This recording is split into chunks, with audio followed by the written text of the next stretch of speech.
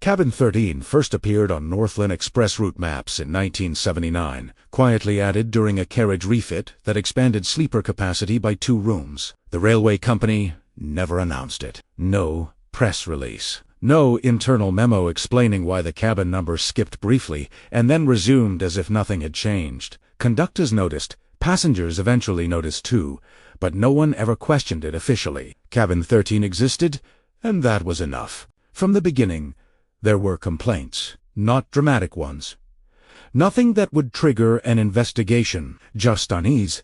Passengers said the cabin felt colder than the others. Some claimed the lights dimmed without reason. A few reported waking up, convinced someone else had been standing inside the room, watching from the corner near the bathroom door. Each time, staff dismissed it as anxiety, motion sickness, or bad dreams caused by overnight travel. But Cabin 13 developed a pattern. People rarely stayed in it more than one night.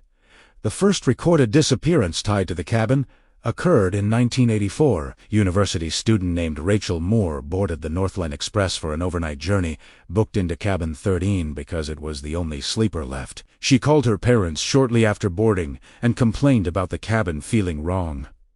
At 2:11 a.m., she pressed the emergency call button inside the room. When the conductor arrived less than a minute later, the door was locked from the inside. It took 3 minutes to override it. The cabin was empty.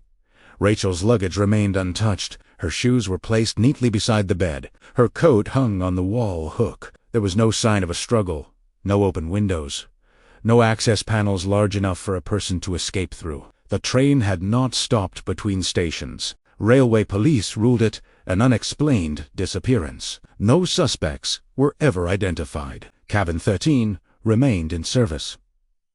Over the next 2 decades, similar reports accumulated quietly. Most never made headlines. Passengers complained of reflections in the window that lagged behind their movements by a fraction of a second. Others described shadows that didn't respond to the cabin lights, remaining fixed in the corner even when the room was fully illuminated. Several conductors admitted, off the record, that they avoided walking past Cabin 13 after midnight. Yet the railway company continued assigning the room. In 2009, the case that finally forced Cabin 13 into internal review occurred. Aaron Keller, 34, was a systems analyst traveling alone for work. He boarded the Northland Express at Holloway Station and was assigned Cabin 13. According to ticket records, he didn't request a room change.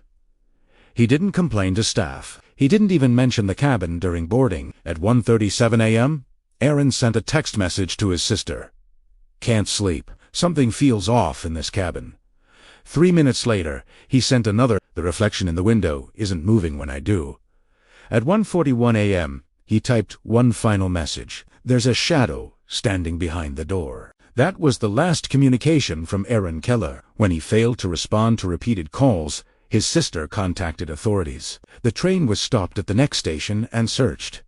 Cabin 13 was found unlocked. The bed was neatly made, the bathroom dry. The temperature inside was several degrees lower than adjacent cabins. Security footage outside the cabin showed something no one could explain. At 1:42 a.m., the door to Cabin 13 opened slowly from the inside. A dark shape exited into the corridor. It was tall, roughly human in proportion, but lacked defining features. No face, no visible clothing. It moved with unnatural speed, crossing the hallway in less than a second before the camera feed abruptly cut to static. Aaron was never seen leaving the cabin. Railway investigators reviewed every possible explanation. They checked for hidden compartments, trapdoors, maintenance hatches. Non existed.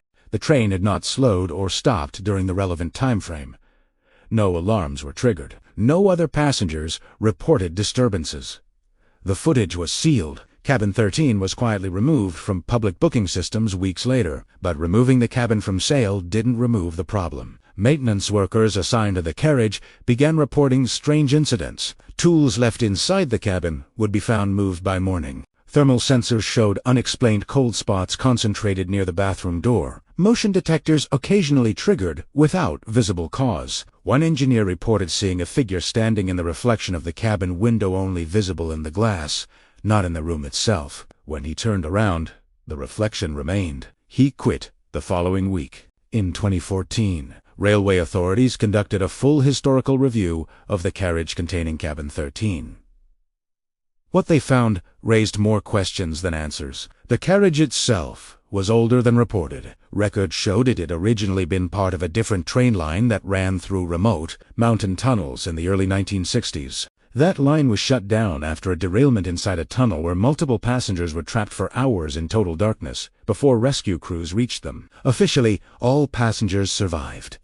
Unofficial reports told a different story. Several people died during the blackout, not from injuries, but from panic, heart failure, asphyxiation. One conductor wrote in a personal journal that during the blackout, he heard footsteps moving through the train that didn't belong to any living passenger. When the carriage was refurbished years later, one compartment was sealed off entirely. That compartment would later become cabin 13. Why it was reopened decades later was never documented. After Aaron Keller's disappearance, cabin 13 was locked permanently. The door sealed, the cabin stripped of furniture, the lights disconnected. The railway company released a statement claiming the room was removed due to structural concerns. But the shadows didn't stop. Train operators began reporting sightings through the sealed door window. A dark shape standing inside, sometimes close, sometimes pressed against the glass as if trying to see out. Cameras placed in the corridor malfunctioned repeatedly, freezing whenever the cabin door appeared in frame. One night, during a routine inspection, a conductor heard knocking from inside cabin 13. 3 slow knocks. When he approached, the knocking stopped. The sealed door handle was cold to the touch. In 2018, the railway quietly decommissioned the entire carriage. It was placed in storage at a remote rail yard, scheduled for dismantling. Workers assigned to dismantle it refused to enter after one claimed he saw movement inside the sealed cabin despite the carriage being completely unpowered. The dismantling was postponed indefinitely. Today, cabin 13 no longer appears on route maps or booking systems. Officially, it doesn't exist, but former conductors say that when North Line Express passes through long tunnels at night, something unusual happens. The lights flicker, the temperature drops, and for a brief moment, in the reflection of the window, passengers can see it, a shadow standing behind a door that no longer exists, waiting